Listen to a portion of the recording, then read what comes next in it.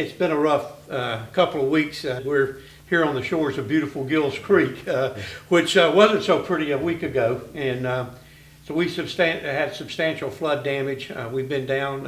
Our last operation was Saturday, October the 3rd, before the flood. We've been down since then, and you can see inside kind of where the water line was. And so our first goal, of course, is to get it cleaned out and start the process of rebuilding, and try to find a temporary kitchen in between to try to service some of our customers until we can get open.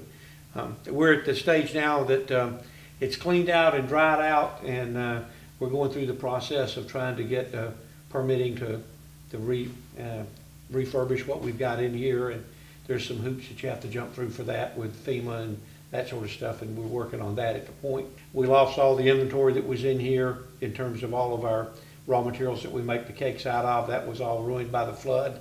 We don't know yet how much of the equipment's going to come back up, once it's completely dried out, and then to refurbish the building. And what we have to do to the building for FEMA regulations, whether we have to flood proof or don't flood proof, that's still kind of up in the air. We've had businesses, one of our food suppliers has helped out. They've given us a truck to put equipment in temporarily because we couldn't find a container to put it in. We've had, a lot of those kind of things. People have come up and said, well, we can do this or we can do that. And it's just, Governor Haley's right. South Carolina is so typical of the South that we all grew up in. Everybody knows everybody, and it's very much a community.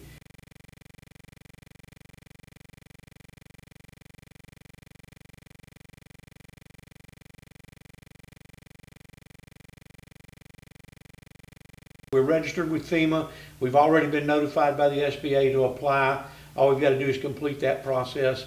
The whole process has been very, very good, and I think the governor has done some really tremendous things through her, the legislature. I think the releasing some of the stuff around unemployment. We had a couple of employees that would not have been eligible because they wouldn't have typically worked the 6 months that you have to draw unemployment. Right. They're going to be eligible. So that's a huge thing to have been able to do that. And then what we've gotten from volunteers, I mean, everything from as simple as bottled water, to coming in and volunteering.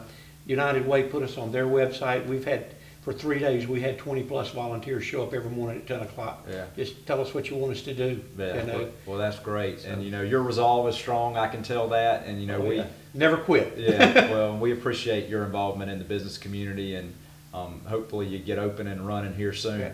Well, I am very appreciative of what the chamber has done. I really, sometimes people ask me, well, why do your business is in Columbia, why do you belong to the state chamber?